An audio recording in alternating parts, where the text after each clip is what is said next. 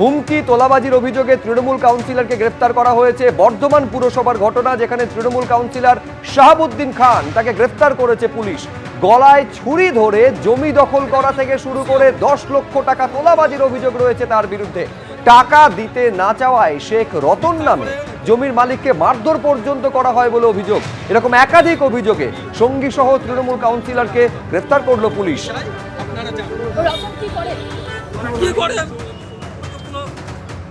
আমার কোনো 2021 সালের আগে থেকে আমার নামে কোনো অভিযোগ নেই। বললো কাল বড়বাবু ডাকছে, ঠিক আছে নিশ্চয়ই যাবো, আমার নামে তো কোনো অভিযোগ নাই। এখন পলিটিক্যাল চরিতার্থ করার জন্য এরকম ধরনের ঘটনা ঘটতেই পারে।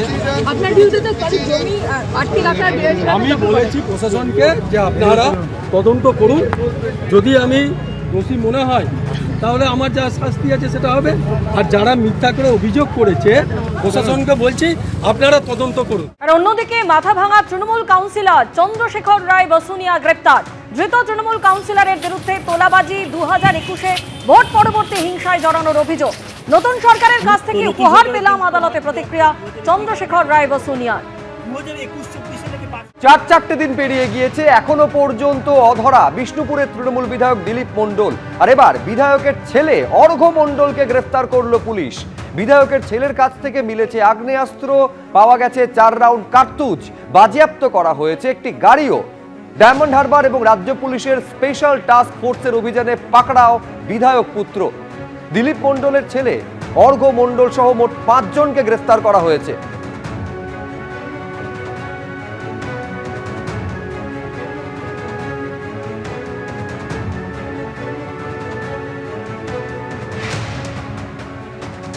এটা হচ্ছে সেই সিসিটিভি ফুটেজ আপনারা দেখতে পাচ্ছেন, যেখানে পুলিশ এসে পৌঁছানোর আগে একেবারে লুকিয়ে লুকিয়ে পালাচ্ছেন বিধায়ক দিলীপ মণ্ডল। এখনো পর্যন্ত তার খোঁজ পাওয়া যায়নি, তার মধ্যেই বিধায়ক পুত্রকে গ্রেফতার করলো পুলিশ। তোলাবাজির অভিযোগে পুলিশের জালে মলয় ঘটক ঘনিষ্ঠ আসানসোলের আইএনটিটিউসি নেতা, তৃণমূলের শ্রমিক সংগঠনের নেতা রাজু আলুবালিয়া গ্রেপ্তার। গতকাল বিকেলে তৃণমূলের শ্রমিক সংগঠনের নেতাকে গ্রেপ্তার করেছে আসানসোল দক্ষিণ থানা। ধৃতের বিরুদ্ধে 2021-এর ভোট পরবর্তী হিংসা সহ বহু অভিযোগ রয়েছে।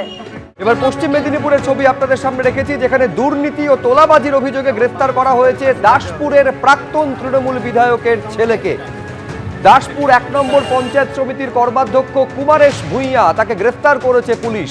কুমারেশ ভূঁইয়া প্রাক্তন বিধায়ক মমতা ভূঁইয়ার ছেলে। গ্রেফতারির পর তাকে লক্ষ্য করে চোর স্লোগান দিলেন স্থানীয়রা।